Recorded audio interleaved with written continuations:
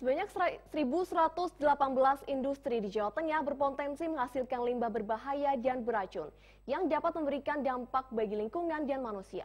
63 industri dalam pengawasan DLH Jawa Tengah setelah kedapatan mencemari aliran Bengawan Solo, 4 diantaranya telah mendapatkan sanksi. Kegiatan industri memiliki dampak lingkungan baik positif maupun negatif yang tidak dapat dihindari. Salah satu dampak industri berupa limbah beracun dan berbahaya atau disebut B3. Limbah B3 tidak hanya berbahaya bagi manusia namun juga dapat mengancam ekosistem alam, baik ekosistem hewan maupun tumbuhan. Berdasarkan data dari Dinas Lingkungan Hidup dan Kehutanan Provinsi Jawa Tengah, terdapat 1.118 tempat usaha di Jawa Tengah berpotensi menghasilkan limbah berbahaya dan beracun. Mulai dari perusahaan manufaktur, agroindustri, pertambangan energi hingga fasilitas kesehatan. Terkait pencemaran lingkungan yang dilakukan para pelaku usaha, DLH Jawa Tengah menemukan 63 industri yang mencemari Bengawan Solo dan 4 diantaranya telah mendapatkan sanksi. Jadi potensi limbah B3 yang dihasilkan di Jawa Tengah ini dari sektor manufaktur itu ada sekitar 616.000 ton per tahun. Kemudian dari agroindustri, dari sektor agroindustri itu ada sekitar 55.600 ton per tahun. Kemudian dari sektor pertambangan energi atau migas ini ada sekitar 959.000 ton per tahun.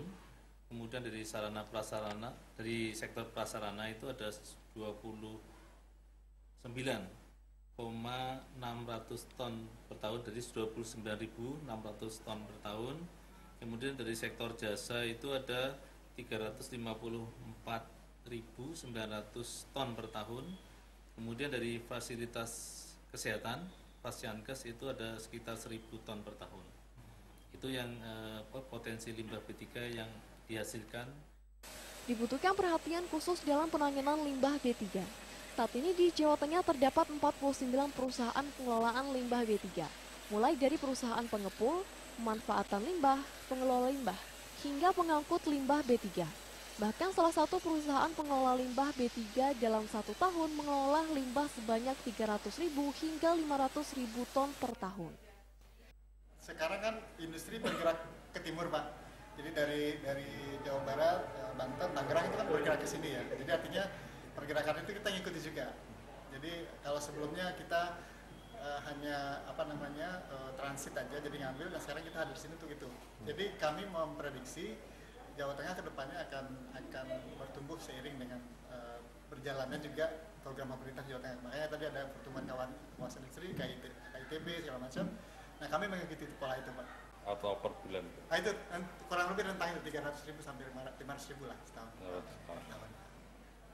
Limbah apa aja, Pak, yang semua jenis limbah B3.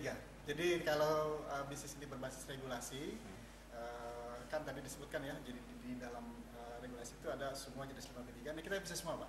Apapun jenis limbah B3-nya, tanya PPLI, kita bisa ngolah. Kecuali 3 tadi, bahan produk.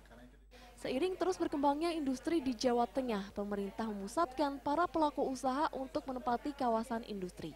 Hal ini dilakukan agar pengawasan pembuangan limbah bahan berbahaya dan beracun atau B3 mudah diawasi dan dikelola dengan baik.